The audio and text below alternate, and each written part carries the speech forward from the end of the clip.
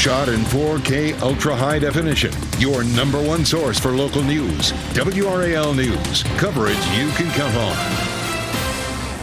It's already been an unsettled week, and our next weather maker getting set to move in later on this evening and tonight with a level 1 risk for severe storms. I'll show you what to expect. New details overnight. A person is in the hospital after shooting in Durham. The information we have this morning from deputies. And rallying for justice, national and local leaders push for charges in the death of Tyrone Mason. The remarks from his family expected today. And end of the road. The Carolina Hurricanes fall short in their quest for the Stanley Cup. How fans are feeling after dropping Game 5 to Florida. You can probably guess. Yeah. Good morning, everybody. It is 4:30. We'll try to lift your spirits here on this Thursday as we tackle the day together. I'm Renee Chu. I'm Jeff Hogan. Yeah, good to have you along here on our Thursday. Hopefully the weather will cooperate and get our spirits lifted just a little bit. Elizabeth Gardner in the WRAL Severe Weather Center ahead of tomorrow's expected weather alert day. What? Yeah, right.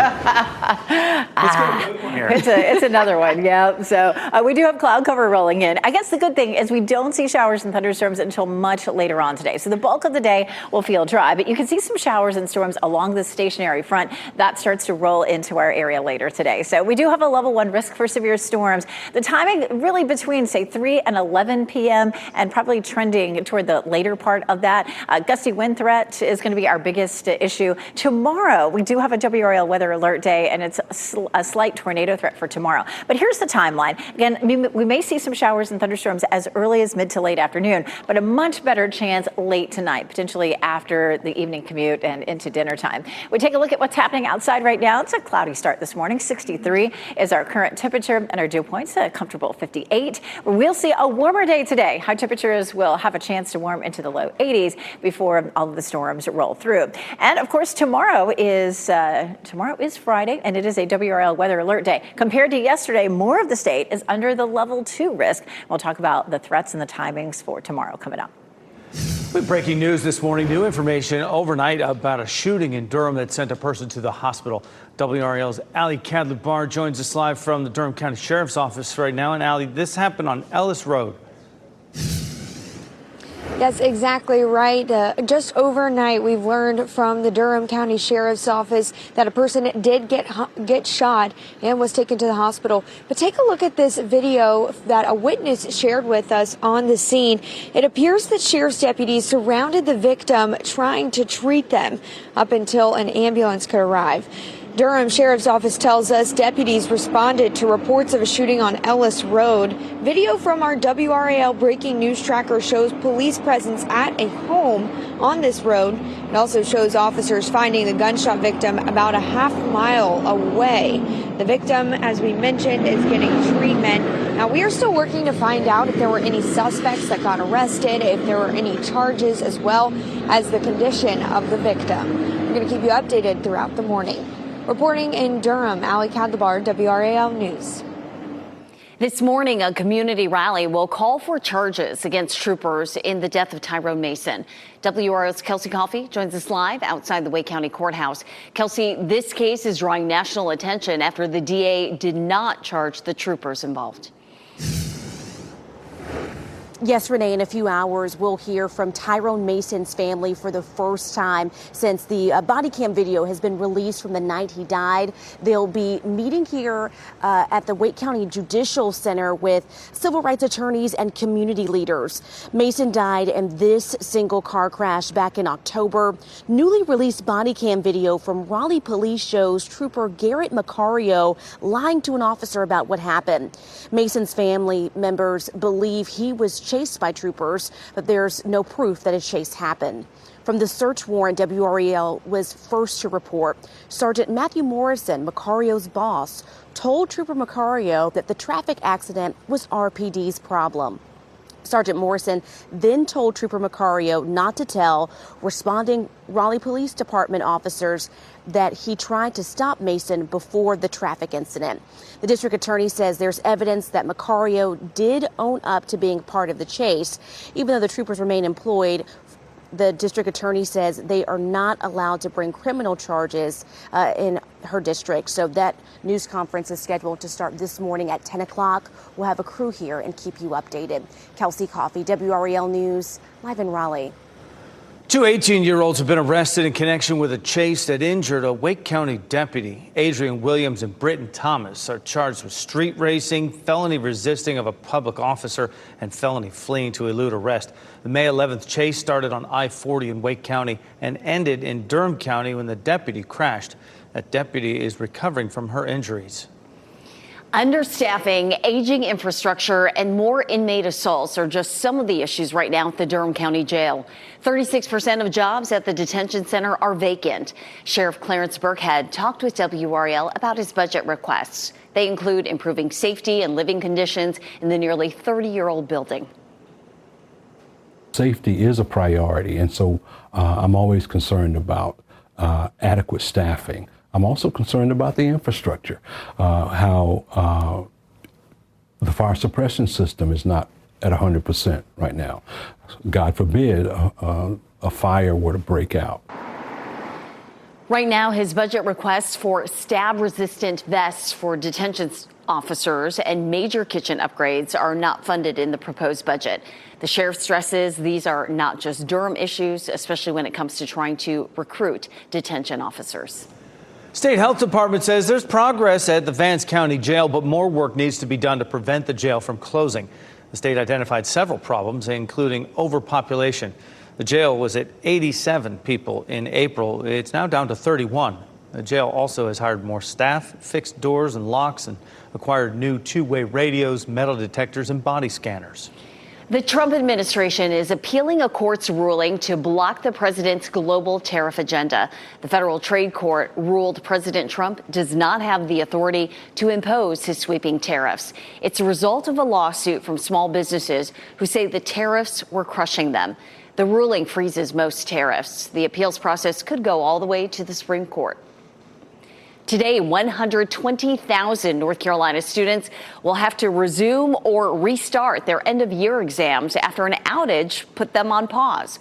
A system error caused the EOC and EOG testing platforms to crash while students were testing yesterday.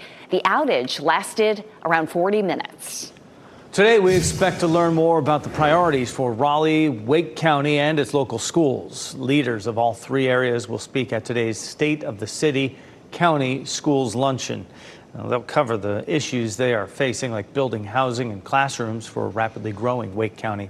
The event starts at noon at the Raleigh Convention Center, and Renee will be over there emceeing. WRAL is a proud media partner of this event. We'll keep you updated on what those leaders have to say about the most pressing challenges. You can look for updates on WRAL News 4 to 7:30 this evening. People in Durham County have just a couple of days left to provide input on next year's budget priorities. The Board of County Commissioners meets this morning for a budgeting work session. The online survey is used by commissioners as a guide for budget priorities. The survey closes tomorrow. You can find a link to the form on the county's website. The North Carolina DMV is resuming walk-in service hours on Saturdays at several offices. The agency is expanding these services to 20 offices to now include Clayton and Durham East. They'll be open from 8 a.m. to noon on Saturdays, starting this weekend through August 23rd. WRAL has done extensive reporting on delays at the DMV. You can find that coverage and more information on these new walk-in services at WRAL.com. Elon Musk says his time leading the Department of Government Efficiency is coming to an end. The White House announced Musk's offboarding process began last night. The move comes as Tesla shareholders urged Musk to commit more time to running the electric vehicle company. In a post to X, Musk thanked President Trump and says the Doge mission will only strengthen over time. Musk has signaled he's backing away from politics, putting his focus back into his work. Season's over for the Carolina Hurricanes. They are left looking toward next year after this season-ending loss to the Florida Panthers in Game 5 of the Eastern Conference Final last night. Looked good early for the Canes, jumped out to a 2-0 first-period lead. Beautiful goal there by Sebastian Aho after the steal. The Panthers scored 3 times in less than 5 minutes, though, in the second period, and he erased that lead. The score was tied 3-3 in the third period. The Panthers scored again to take the lead. They wouldn't give up, and they won it 5-3 was the final. After the game, Caniacs shared their disappointment. Sucks that it ended the way it did, but, at least I came out here, had a good time with my family, and, we'll be back next year. This was the 7th straight trip to the Stanley Cup playoffs for the Canes without making it past the conference final. Like that fan says, they'll hope to give it another run next year. From storms to droughts, farmers are facing increasing threats to their livelihoods. The solutions scientists hope will keep the crops growing regardless of the weather. And a message to Congress. Governor Josh Stein is calling for the protection of clean energy tax credits. Why he says efforts to repeal them could have major consequences. Tracking more wet weather in the near future and the chance for storms as we get closer to the end of this work week. This is a live look in Fayetteville. Good morning to you.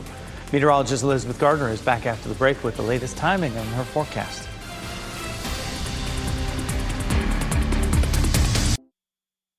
From the WRAL Severe Weather Center, North Carolina's most experienced team of meteorologists. Right now it is 4:44 and temperatures are on the mild side. 60 in Wilson, 63 in Durham, 68 in Fayetteville.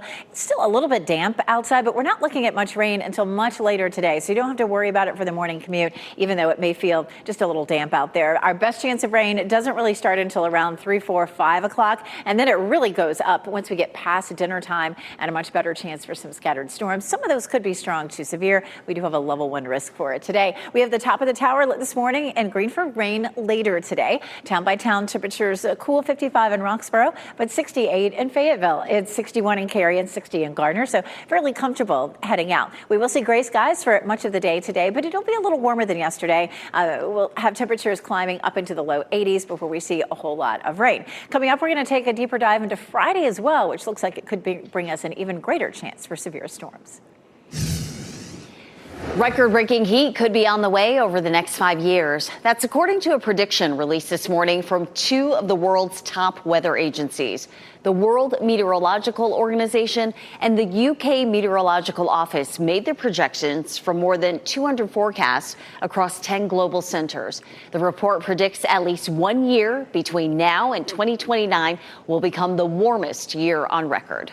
And Renee, climate extremes are squeezing farmers. Last year in North Carolina, all that rain from Helene and months of drought devastated crops. WRAL's Liz McLaughlin shows us how scientists are breeding plants built for this roller coaster weather. Across the state, growers are hoping to bounce back from last year's losses. It definitely stresses the crops out by having all the waves of extremes from all this rain to no rain. Researchers are targeting that stress by developing new plant varieties. It's a very large genome, so there's a lot of diversity. Christopher Pierce's team has spent more than 2 decades breeding resilience into the hay crop, as drought and heat have hammered yields nationwide. Having a natural plant like alfalfa that provides that nutritional factor that dairy and livestock producers need is very critical for our entire food system. His latest trials show varieties can linger through dry spells and spring back once the water returns. The climate resilient strain allows the plant to go dormant during harsh conditions. So these plants actually looked dead just a few weeks ago, but now the fields are lush and green. Breeders then push only the toughest survivors forward with advanced marker technology. No new genes added. And these aren't transgenic, they're just the genes that are already in the populations, and we're making sure that we select as many individuals that have the trait that we want.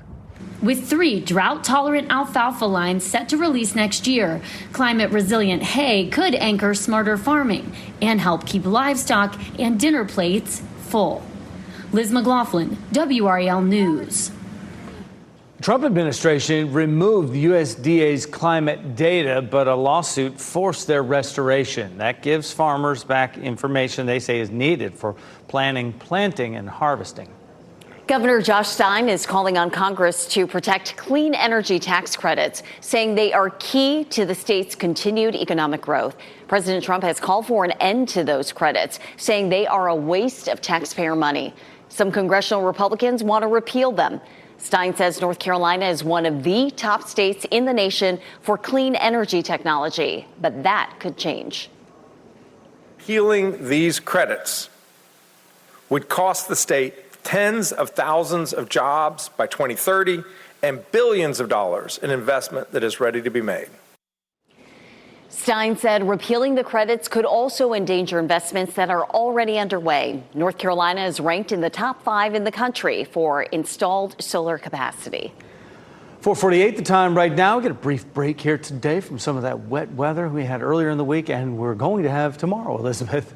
That's right. We take a look at the next weather maker. Things are pretty quiet, as Jeff said. We do have cloudy skies. The clouds will be with us all day. Once we get into the afternoon, we have showers and thunderstorms that will develop. We do have a level 1 risk for severe storms for today and a level 2 for tomorrow. So it continues. Down here to our south is where the rain is right now. But later on this afternoon and evening, it lifts northward up into our area. Now, Futurecast does show a teeny sprinkle here this morning. I don't think we'll see much. It certainly won't be as heavy as some of the days that we've already seen this week. At 10 a.m., cloudy skies, but again, we're pretty quiet with a chance of a sprinkle on and off. By 3 o'clock in the afternoon, we'll see an isolated chance of a shower or thunderstorm, and then that really sort of picks up in coverage by the time we get to 7, 8, 9 o'clock. Look at this at 11. We have this band of rain and potential thunderstorms that are rolling through, and then we're going to push it ahead to Friday and take a look at Friday too. Again, today it's a level 1 risk. The timing mainly between 3 and 11 o'clock. Wind damage would be our biggest threat today. Some hail is a possibility along with some heavy rain later on.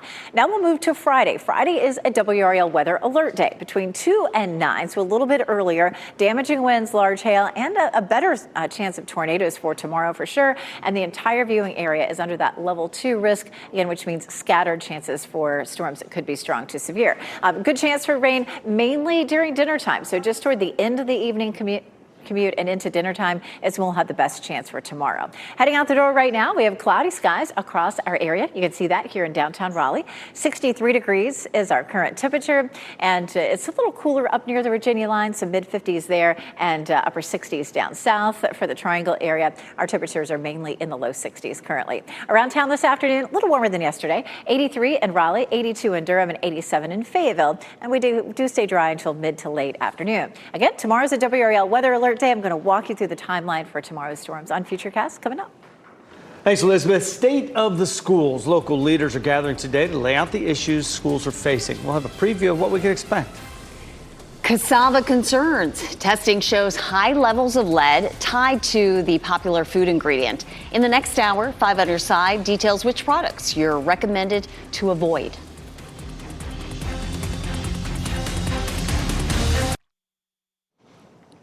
Keanu Reeves takes an angelic turn in his latest film, and a new documentary unpacks the Titan implosion.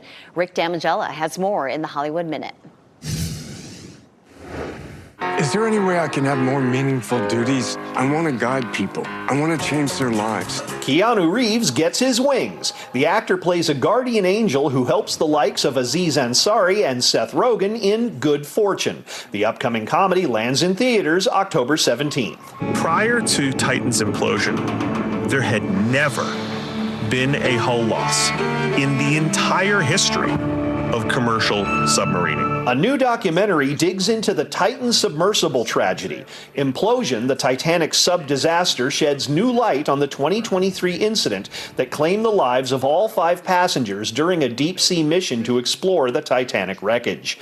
The special features never-before-seen video and premieres this week on Discovery Channel before landing on both Discovery Plus and HBO Max. I can't think of a symbol that represented a person as much as Blue Dog represented George Rodriguez. An inside look at one of art's most celebrated names. Blue, the Art and Life of George Rodriguez, is the first career-spanning documentary unpacking the legacy of the late painter. The film premieres today on public television stations and is available to stream on pbs.org. In Hollywood, I'm Rick Damigella. A former World Wrestling Entertainment executive has reached a settlement with a former employee who accused him of sexual assault. According to a new court filing in Connecticut, John Laurinaitis has been dismissed from a lawsuit against him and former WWE CEO Vince McMahon. McMahon and Laurinaitis were accused of sexual assault, trafficking, and physical abuse. As part of this settlement, Laurinaitis has agreed to cooperate and provide evidence for the plaintiff. Struggling video game retailer GameStop has announced a major investment in Bitcoin. The store purchased more than 47,000 Bitcoin. That's estimated to be worth more than $500 million. Earlier this year, GameStop announced it would begin investing in cryptocurrency. The company has been trying to adapt to customers' shifting preferences to buying games online. It has closed hundreds of stores in recent years. Rite Aid is closing more than 300 stores. This is on top of the 100-plus stores with plans to shut down after the company filed for Chapter 11 bankruptcy earlier this month. Rite Aid has also sold most of its pharmacy services to rivals like CVS, Albertsons, Kroger, and Walgreens. The drugstore has around 1,200 stores still in operation. That's just half of what it had 2 years ago. Coming up in the next half hour, new information overnight. Law enforcement in Durham County are investigating after a shooting sent someone to the hospital. What we know so far. Rallying for justice, civil rights leaders are in Raleigh today in response to Tyrone Mason's death investigation. We'll talk about what we might expect next. And testing interruptions. More than 100,000 North Carolina students head back to class today after an outage during end of grade testing. How this impacts them.